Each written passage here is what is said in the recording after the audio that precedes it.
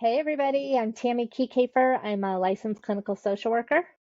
My name is Desiree Grimaldi. Welcome to Unguarded Minds podcast, where we talk about all the drama, trauma, and nitty things that life throws at you. Today we have a special guest, Shelly Drymon. She is a former nonprofit fundraiser who became a caregiver overnight. She's also a life purpose coach, a mental wellness coach, and a mental wellness advocate, committed to honesty, integrity, and authenticity, and leads by example by showing that it's never too late to live a life that you love. So welcome, Shelly. Welcome. Oh, Desiree usually starts off. Sorry. Sorry. So I was slacking on this recording today. So I guess let's dive into how you went from a nonprofit fundraiser to a caregiver overnight. I know some things with your mom happened suddenly. So why don't you just dive in there? As I was talking about earlier to Tammy, that was like the third defining moment in my life. The first being my mom that was died suddenly when I was in my 30s. But to go back to Steve, who's been my partner, we've been together for almost 12 years now, 11 years, something like that. Anyway, he to start talking about his transformation with his condition. It just started out on a Sunday afternoon. The balls of his feet started feeling really weird, and he was sort of like it was creeping up his legs, like a tingling, almost falling asleep kind of feeling, as he described it. And so we went to the emergency room. By the time we got to the emergency room, he was walking like he was drunk, really unsteadily and things like that. So we put him in a wheelchair, got him into the emergency room. And as the night progressed into the morning, he just got worse to where he could go to the bathroom by himself, and then they had to put a bedside commode because we couldn't trust him walking. It just this feeling of tingling and numbness just kept creeping up his body. And by I think probably around 7 o'clock that next morning, which would have been a Monday, he was paralyzed from the shoulders down.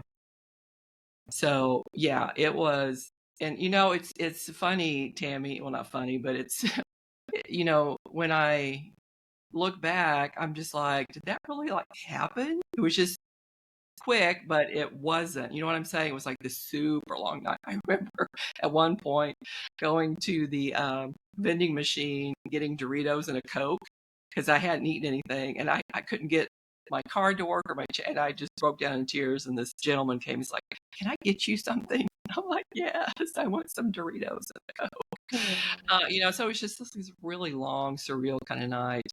And he ended up in the hospital for 2 weeks, and then in inpatient therapy for like a month.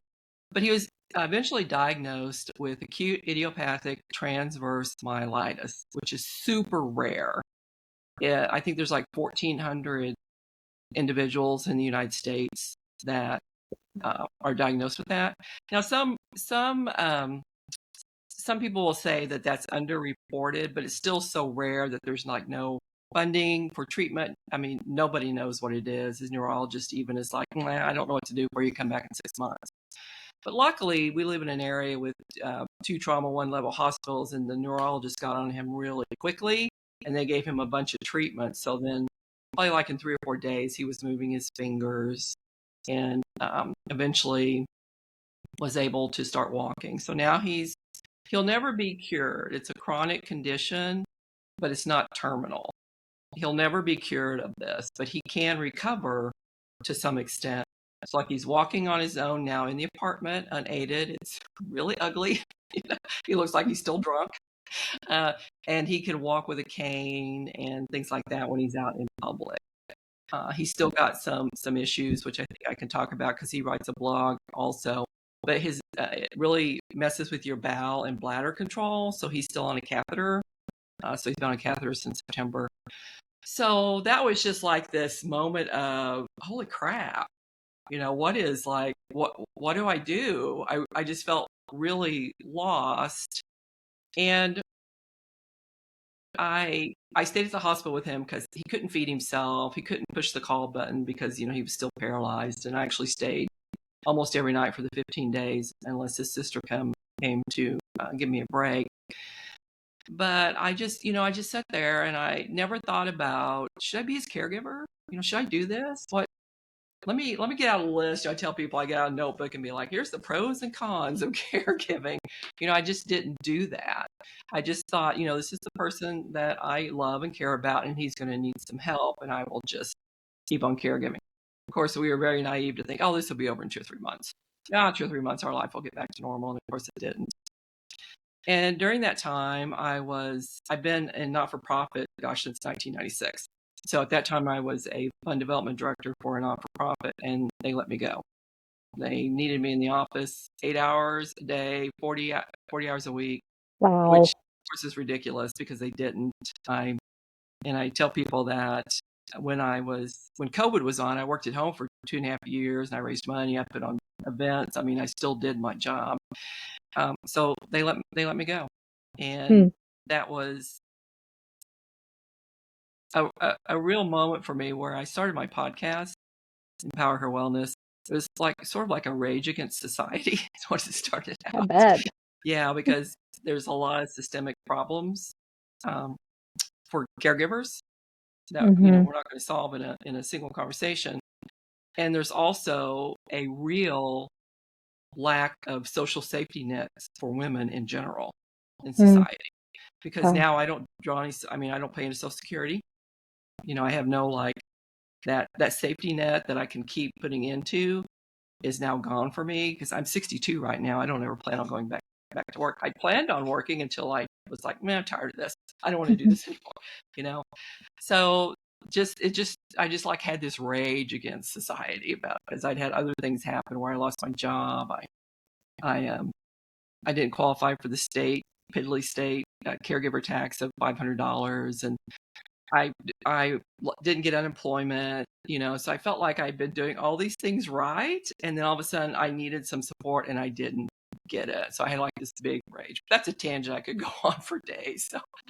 While you're on that tangent, but how are you supporting yourself while being a caregiver? Well, I am very fortunate that Steve had a career that afforded him a good retirement. So we made this deal that I would take care of him, and he would then, subsidize. He would pay my rent basically, and he would, anything that I needed, which I'm grateful for, but I don't really like it because I've always been super independent. I've worked for a long time. So he's your partner, but not you guys aren't married. We're not married, and that's another really bone of contention for me because I didn't qualify for family medical leave because we're not married. And common law? Do you guys have common law there? It didn't. No, yeah. No. For security purposes and for that Social Security and stuff for when you retire, and the fact that, and I don't mean this in a unempathetic way, but the sacrifices you're making to care for him, would be getting married be an option so that you have that security on the back end? And well, that's a good question because we've talked about that, and now that I'm not working anymore, the benefits of family medical leave are of no use to me. But we have systems in place where if anything were to happen to him, I'm going to be taken care of, and that's just something that we I have access to everything he has. I always joke I've got his credit cards. We could go to the Bahamas, So I feel very comfortable that I'm going to be well taken care of. I don't worry about that at all. But that's a great question. I don't really feel that we should have to be married because I've been married twice. I don't want to do it again. And not that I don't think our relationship's going to work, because I think it's actually the healthiest relationship I've ever been in. But I don't think we have to be married as women to feel that we have to get that. Now, if you want to get married, that's great. For that level of security and that level of assistance, or just because you might not qualify for it, to have to slap a marriage title on you, and then all of a sudden now you're available for this and this and this because you're married. Agreed. Yeah. And so that's sort of I think sorry. I was just thinking it's fortunate that you do have access to these things. I just can't imagine how many people are up against an overnight medical condition that you couldn't even foresee, you couldn't prevent. It was something, I don't know where that stems from, but night and day, in the snap of the fingers, and then to feel like, oh my gosh, and I always kind of, when you say I got let go from my job, and people say, oh, I got let go, it almost is very like it's a nice way of saying like I was completely discarded and they put me out on my ass, Yeah, like they fired me. they they They fired fired me. you. They Yeah, did. yeah. Yeah, they did. And it just, yeah, I don't know, you're right. You could definitely go on that tangent. And it sounds like your podcast and Empower Her Wellness, it might have been like at first a rage, but it was probably pretty therapeutic also. And I'm hoping that you get a lot of validation and support knowing that you're not alone in this situation. Well, I'm always super curious in other people's stories, Mm-hmm. like what they're going through, the process they went through, and then what's come out at the other end. Because with my first moments, I have a long history of growing up in a family where there was abuse. My dad was an alcoholic, so I started out with that um, in a childhood. Framework. Yeah, not Mm-hmm. being told I always felt like I wasn't good enough. All those things that come growing up in an abusive household. So I carried that with me through my life. And when that happens, you don't really often make good decisions. Like I made some really poor decisions because I didn't have any coping skills. I didn't have any decision Mm-hmm. making skills. I had no self-worth at all. Mm-hmm. And I remember my mom saying about my first husband, you should marry that boy. He'll calm you down. And I'm like, okay. I was just like led around by my nose, like my entire life. And one of the good things about these moments that I've had is that it has led me to where I am today, where I am very strong and confident in who I am and the decision I've made. I don't feel like I made that decision to be Steve's caregiver. I made that decision to do these things. I don't feel like it was society telling me I need to do it. It wasn't Steve telling me I need to do it. It wasn't this thing in the back of my mind telling me I need to do it. It was just this core value that I've carried. But I think those moments have led me to be as strong as I am today. Because I think back to some of the things I dealt with in my second marriage to a gaslighting narcissist was I broke down all the time. Every little thing, you know. And I don't think we should hold our emotions in by any. If you need to cry, you need to cry. If you need to let it out. But I fell apart at every little thing. And I'm so amazed at myself at how strong I am today. And not only for myself, but to advocate for Steve, to use my voice to say, hey, listen, docs, I think this is going on and we need to get on this right now. And they'll dismiss you, like, well, this. I'm like, oh, no, no, no, no. We need to do this. I never would have done that 10 years Wow. ago, Mm. So just all these moments have led to where I feel like I'm just a really strong, confident, terrific person nowadays. I love that. Which is a new feeling for me. That's great. Yeah. So how did you get out of, it sounds like the second marriage was to the gaslighting narcissistic partner. The first marriage, was that, were you just super young? Is that the one that your Yes. mom said you better Yeah. go marry that boy? Yeah, we just, my mom died. I was 32 or 33. Mm. And it was sudden overnight, totally unexpected. I talked to her the night before, I get a call next morning at 5:00 saying, mom had died. And I'm like, that's not funny. That's not Wow. funny. So that was a moment in my life. And I was actually going back to school at the time. I was getting my social work degree. And I just thought, I don't know that I want to, that just set a fire in me. Like, is this what I want to be the rest of my life? Is this what I want to do the rest of my life? So my mom's death was really sort of the kick in the pants for some change in me, And then, oh gosh, I I met this guy, very good looking, very smart, very charismatic. And of course, I was still having those feelings of self-worth and, lack of confidence. Man, he just sucked me right in. Sucked me right in. Saw you from And a mile away. oh, yeah, he did. He did. And I went through this relationship with him where I did some things I didn't want to do, and then I would just feel worse about myself.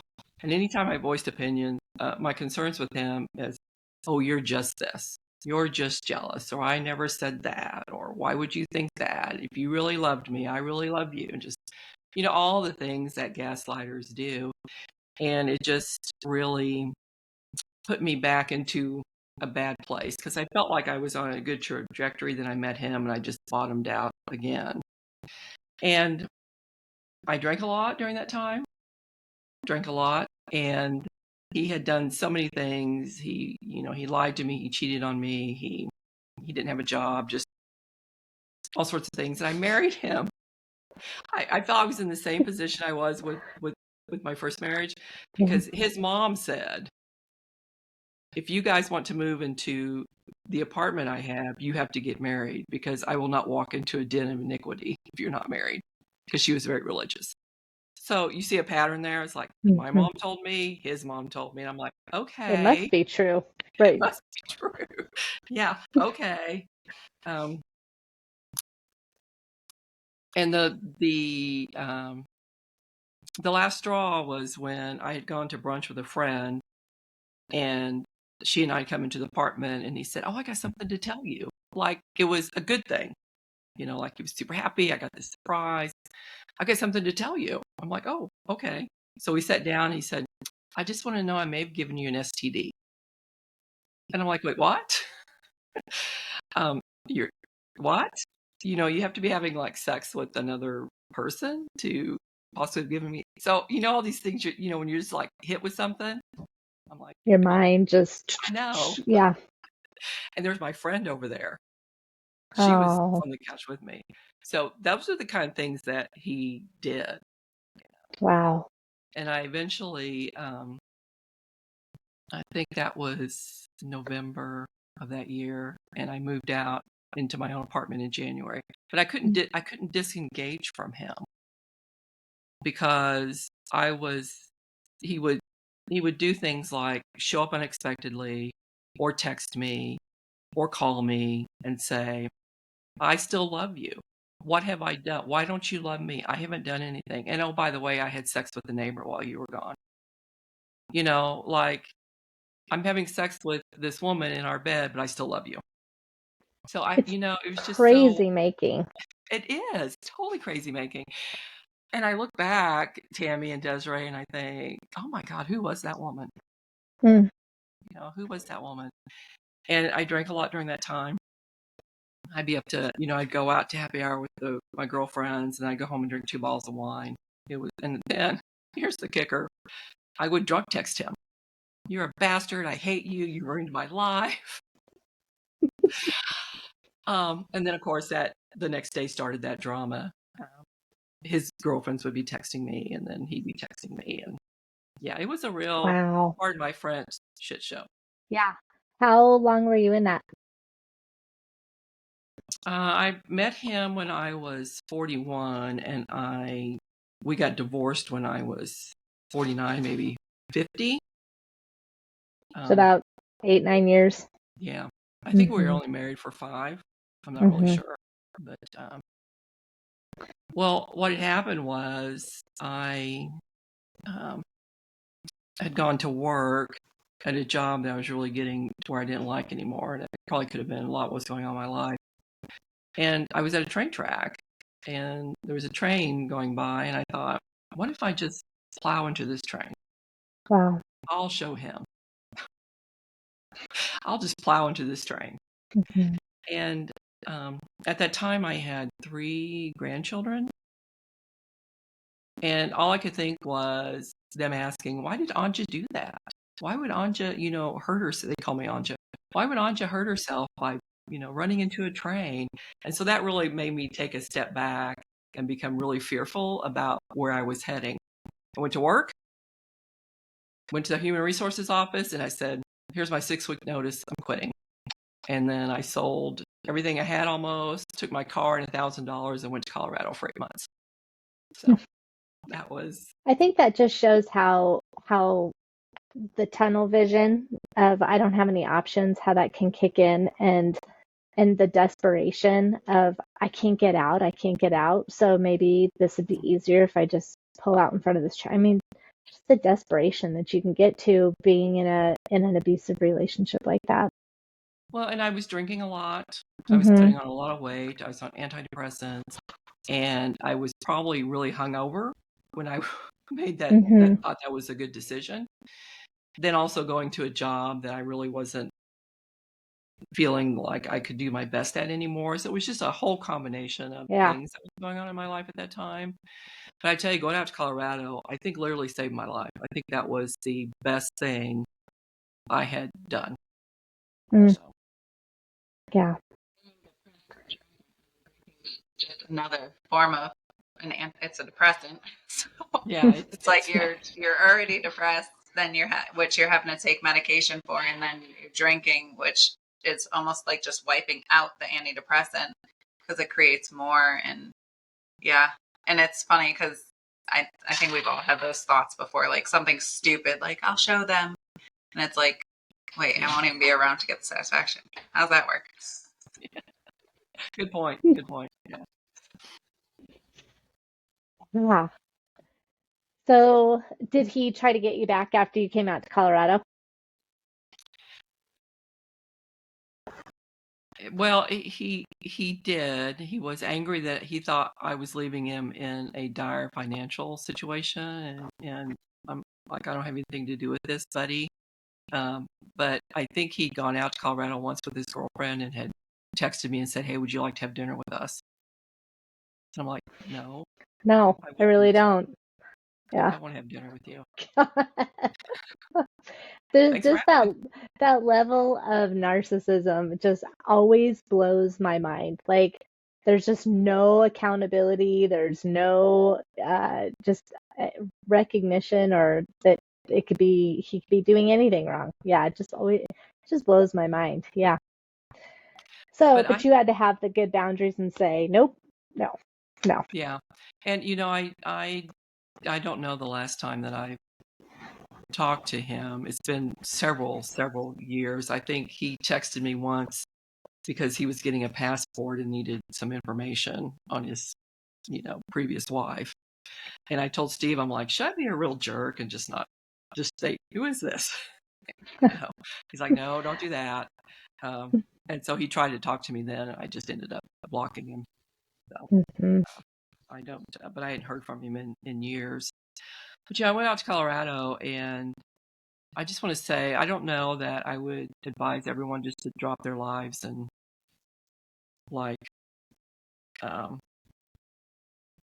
no money, no job, just head out to a different state. But I'd been out there several times visiting, and it was just such a beautiful state. But I'd quit drinking. I, hiked a couple of 14ers. I ran trails. I got a job at a coffee shop, and I just chilled. And I was away from him, and I was able to heal. And the most important thing I learned out there was to take responsibility for my own life. So as painful as that was, I played a role in getting to where I was.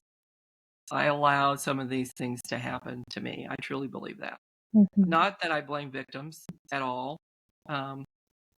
but for me, it's like I played a role in this.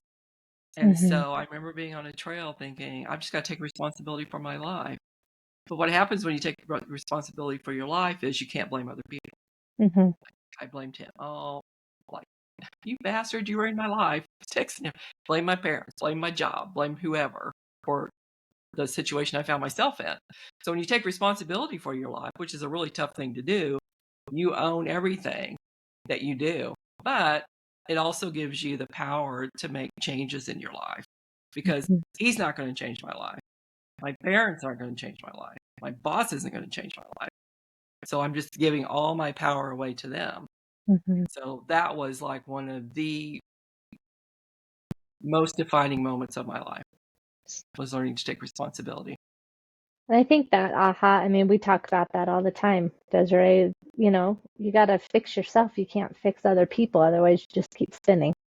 Yeah. Well, all that Tony Robbins once said was, if you're gonna blame them for everything that is going wrong in your life, you also have to thank them for everything that went right in your life, or like the lessons you learned. So like me, like my mother, okay, she was shitty, she was terrible, but it made, like, thank you because it made me stronger, and thank you because it gave me more knowledge, and thank you because I didn't have to travel that path because I got to witness firsthand, so that was, I probably heard that on one of his seminars that we went to a couple of years ago, and that was super powerful.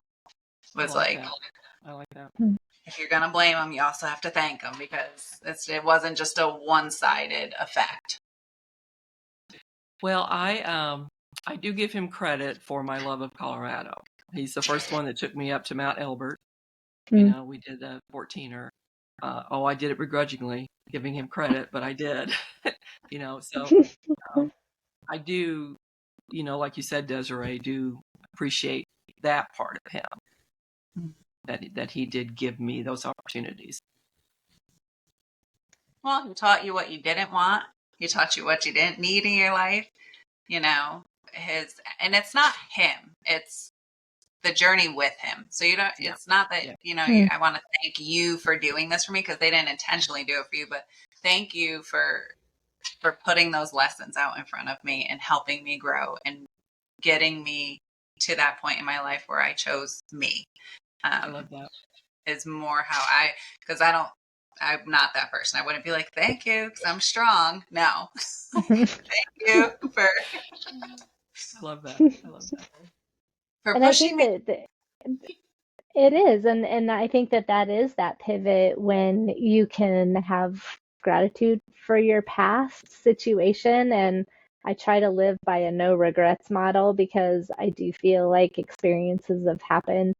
It took me about a good 5 years to get out of a horrible relationship also. And yeah, I just, the things that I look back at that I put up with, the verbal, the emotional, the gaslighting, the physical, it was, I look back and I'm like, In a Tammy. position to help other people too, like all of that stuff, because it's hard to go to a life coach or a therapist or anybody who you feel like they never experienced anything. Like they're going to tell you how to solve all your problems from behind their white picket fence, perfect life, So I think that both of your experiences have worked to benefit the people that you guys try and support now. And you could come from a place of understanding instead of being like, well, you should really work on yourself. If when you don't know and you haven't walked that walk, you could never walk in somebody's shoes. But if you haven't walked the walk, I think it's hard to prove credibility. I don't know. Well, I think what happens is you just get this rote list of things to do. You get a what? A rote list of things to do. Oh, I read a book one time and it told me, yeah, exactly. Here's how you'll probably feel. Yeah. But it's like 90% of online business owners these days. All like recreating, and I'm like, that's not what you did to build your business. That is such a lie. Yeah, exactly. And I'm really kind of tired of the phrase, you need to take care of yourself, because I'm like, no shit, Sherlock. I do. But how? What do I do? Where's my starting place? Where do I start when yes. we've got all the systemic problems like I talked about earlier? Where do I start? Yoga. There's a book. Oh, I can't pronounce her name, but oh shoot, I wish I could remember the name of the book. But it's called Real Self-Care minus the bubble baths, crystals, and something else. So she made a comment that you can't yoga yourself out of a 40-hour work week, expensive childcare, and like an overbearing boss. You can't yoga yourself out of that. That's a larger systemic problem that we have in this country. So anyway, but yeah, I'm just so tired of hearing you should take care of yourself. You need to take care of yourself. Make sure you take care of yourself. Good self-care.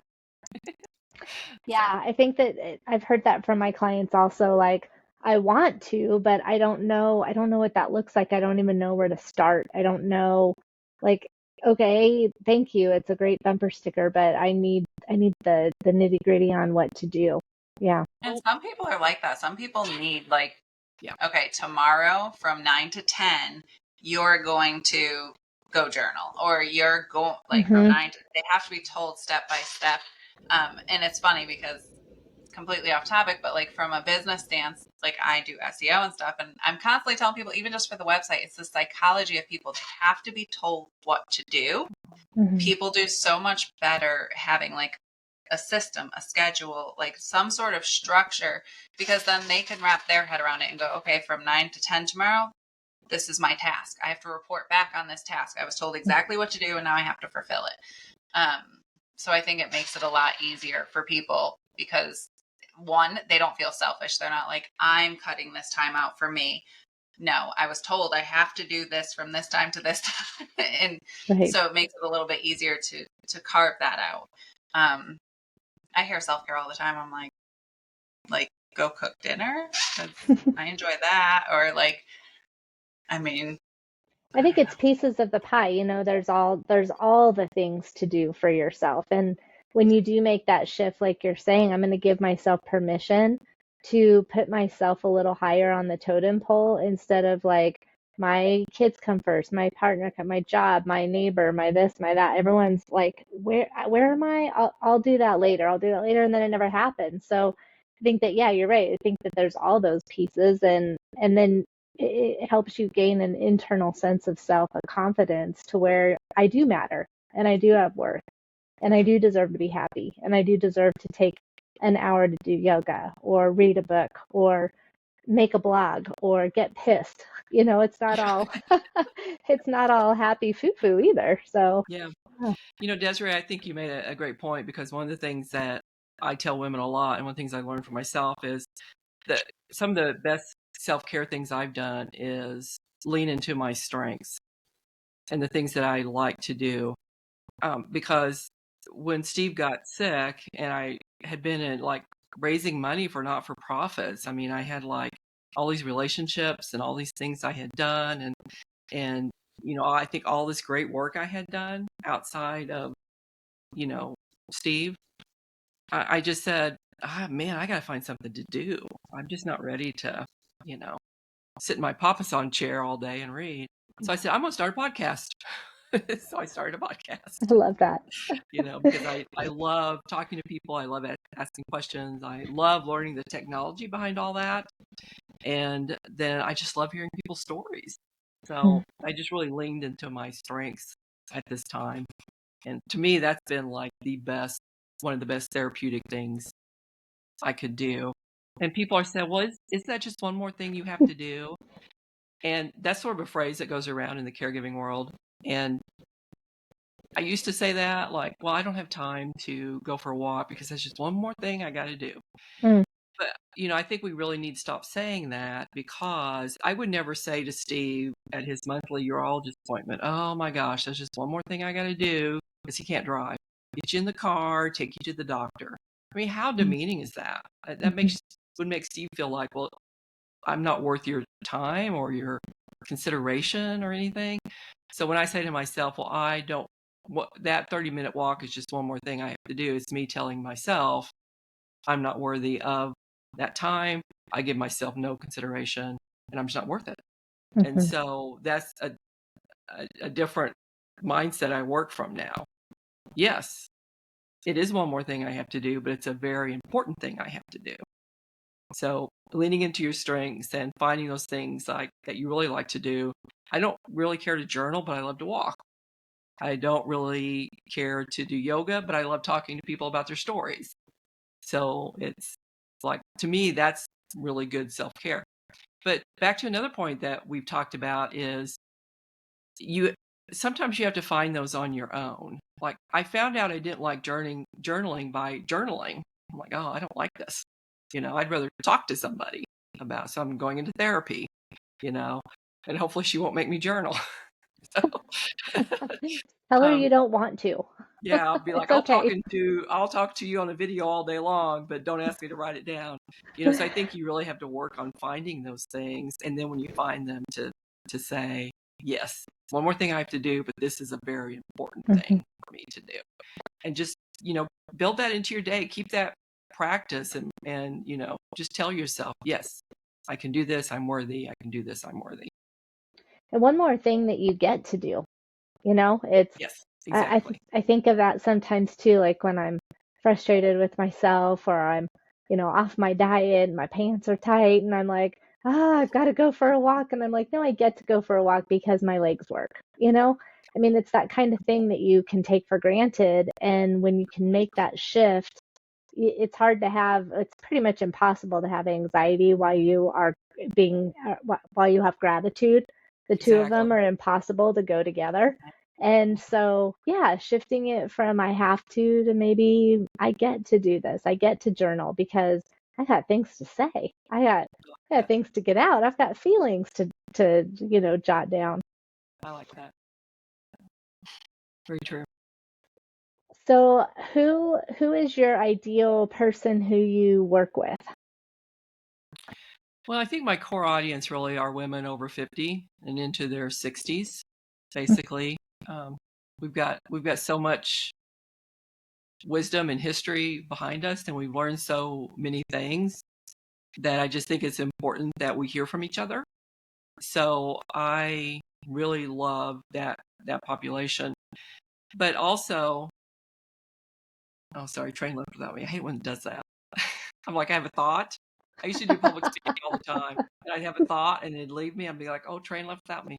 So if you want, but anyway, one of the things that I find really discouraging about women my age in particular is that they get into this fixed mindset of I'm too old to, or I can't learn new things, or I'm afraid. I've had women say I'm afraid of technology, and I'm like, what, freak's gonna like bite you or what? I mean, I don't understand what that fear is.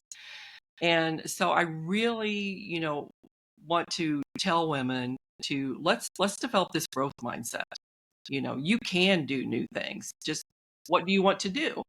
What have you always thought about doing? It doesn't have to be anything big. You don't have to start a podcast. You could grow roses, or grow radishes, whatever lights you up. But you don't know until you try.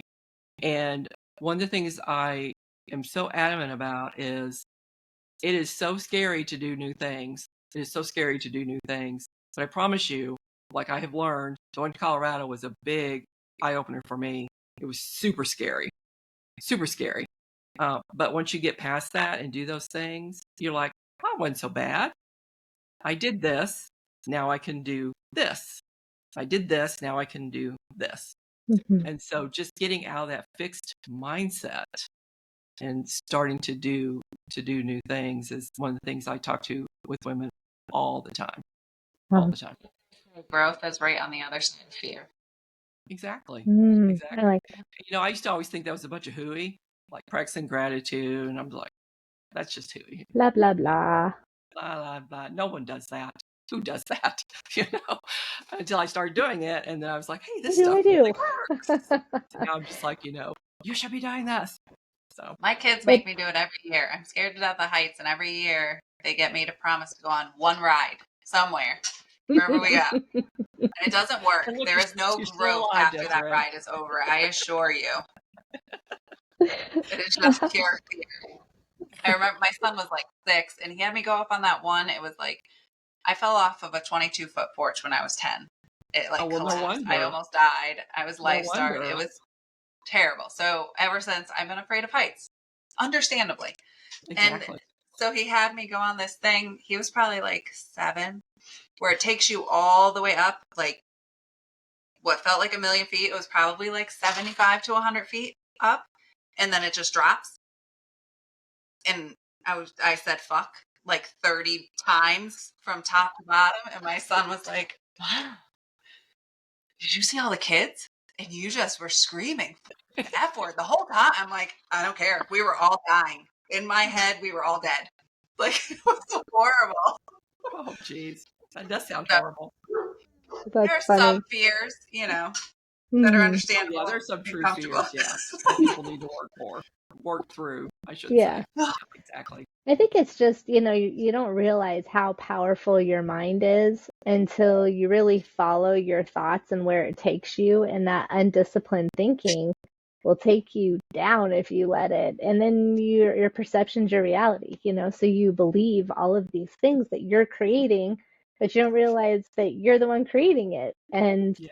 and so And half the by time, people aren't even true. Like the exactly. perception that you think, you're like, Yeah. it's and it's crazy when, especially because sometimes you're able to go, that's not even logical. That there's no logical way that can happen, but your fear and your brain can overpower that and convince you it 100% can happen. It will Yeah. happen to you because you've Yeah. thought about it now. Like Yeah. that's where my brain goes. I'm like, you've already put it in the universe. You're screwed. Like Yeah. might have never happened, but you already put it out there. Yeah, I have a shirt that says "Don't Oh. believe everything you think." So I wear that shirt all the time. Exactly. Yeah, I know. It's so easy to take that bait though. And And with technology now, you can't even believe everything you see. right, It's a with real. anything. Mm-hmm. I've scary. seen some of these AI videos that you can create. You would have no idea, not a Mm-hmm. clue that they weren't real. Well, Even before, now we only have now. Not only do we have to contend with our thoughts, we have to contend with things we see. Is that real? yeah, yeah. I mean, I thought Photoshop was bad, and then AI comes along and it just perfected it. And it's like, yeah, you just don't know. So, In lifetime, like politically, like there's been from every side, but like they've shown like reenacted attacks like in public places, and they look like the politicians or whoever. They look like real people and they could Yeah. match their voices to them. And you're mm-hmm. like, what the hell is that? And then it'll say on the bottom, luckily somebody's like, oh, test out AI. And it's like, that's what our news is going to look like in 5 years. Yeah. I Yeah. think I'm Yeah. going to know what the hell is happening. And they're not teaching critical thinking in schools anymore, so you're gonna have this That's population. why we homeschool. Yeah. so pulling it back from Okay. from the outers. But no, I think it's just speaking to your point, Shelly, of when you pull it back in and you go, okay, this is my mind, these are my thoughts, here's what I have control over, here's what's working for me, here's what's not working for me. And that power to be able to shift what happens internally, you have 100% control over that. And that's I Yes. think what you're speaking to as far as what gives you that level of confidence and what Yes. helped you manage the grief around your mom passing away and this first relationship when you were super young and the second one with a narcissist and now with Steve and the needs that you're constantly in this space of shifting and finding the positives and having the gratitude, but also dealing with the anger and the frustration. I mean, it's a full package. Yeah. Yeah. A lot going on for sure. Yeah. Yeah, and helping other people. So, yeah, I think that's another way to get out of your head is to go help other people and do something for somebody else. It definitely. Oh, yeah, because I just interviewed a woman who wrote a book, and her ordeal is a gazillion times worse than ours. So Steve and I took a walk, and I'm like, we are so lucky. We're Hmm. very lucky. So there's always this positive. And we don't live in the past. We live in the moment we have now because we can't go back to what we Hmm. were pre-transfer smyelitis. And so that's another big part of our life is we don't wallow in it. We both move forward, and we still have our moments. Like, remember that time we went out to, I wish we could do that. But it's more of a reminiscing. We don't stay there. And then we Hmm. just think, our life is going to, we don't struggle against the life we have now. We're creating a different life, his life, my life, and then our life collectively together. So that's been really Um, helpful for me anyway, to know that I doubt very seriously I'll ever go back to not-for-profit work. I've just decided hmm. that's not my jam anymore.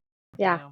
So, Well, who too knows sad. where your podcast will take you, you know? Yeah, I exactly. think, and I was going to ask you also, as a caretaker, um, did you ever find that there's not that people would always talk about how's Steve doing, how's Steve doing, but did you feel like people checked in on you? I mean, like really checked in.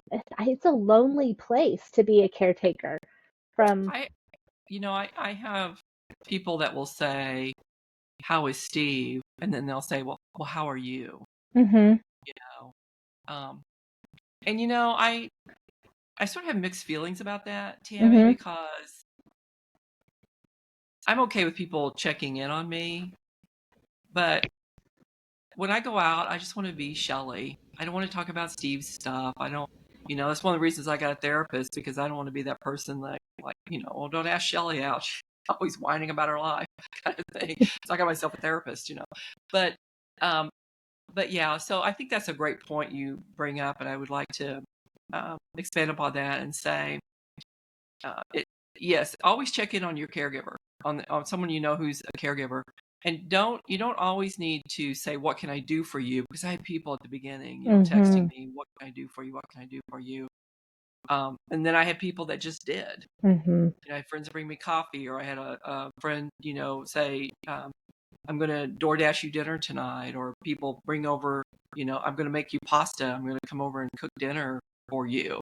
So, or my neighbor just, drops uh, cases of LaCroix on my doorstep, So Good those are idea. things, if your friends know what you need, they will just do it.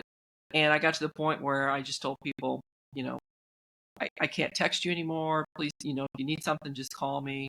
But one of the best things that happened was I we had a Caring Bridge site, and then I Mm-hmm. also posted things on Facebook about the really bad hospital coffee. Like I'd be up at Oh, 3 in the morning, or right. going to Steve's uh, inpatient place at 6 in the morning, and people started sending me Starbucks gift cards. So I bet I had almost $300 worth of Starbucks by the time that was all said and done, and that was a big help for me.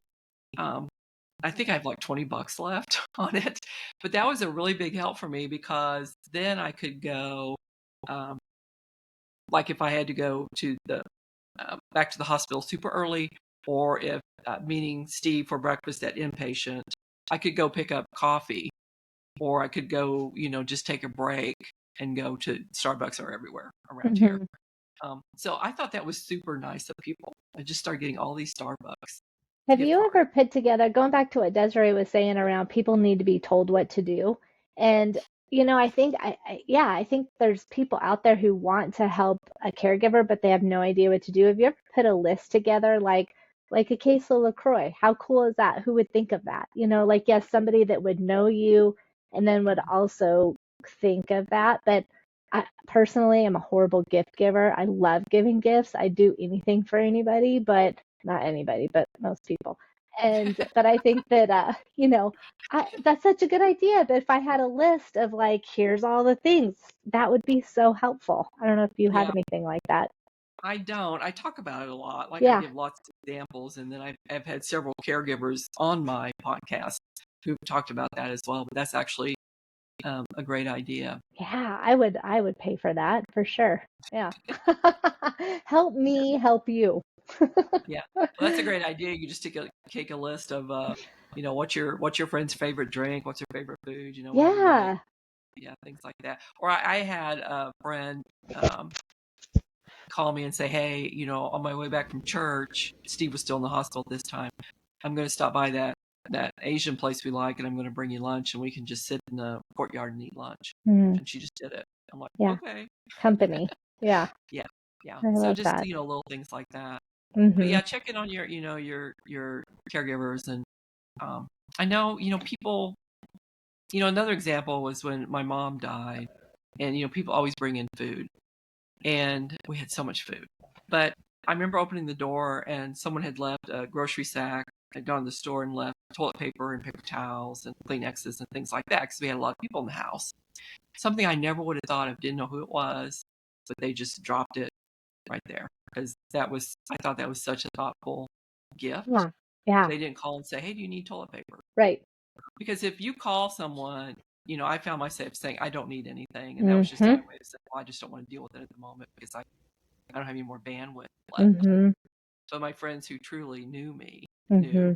give me coffee or Yeah. Chinese or And who whatever. can't use toilet paper? That's perfect. Yeah. So I Yeah. thought I use that example all the time. Yeah. All the time. putting together a list. That would But, be I know that great. people mean well. They Yeah, want to do something. They often don't know what to do. So I love your idea, Tammy. I'm going to work on that. good. Let me know. You have to send it over I'll send it to or you. charge us. Yeah. Oh, well, this has been fantastic, Shelly. Thank you so much for being a part of our Unguarded Minds podcast. Thank you for inviting me. I appreciate it. Yeah. We're going to link your blog below in the description so everybody can go read it. And then I believe we have your podcast links too. That will link. Great. Sounds All good. right. Well, thank you so much. All Thank right. you. Take care, everyone.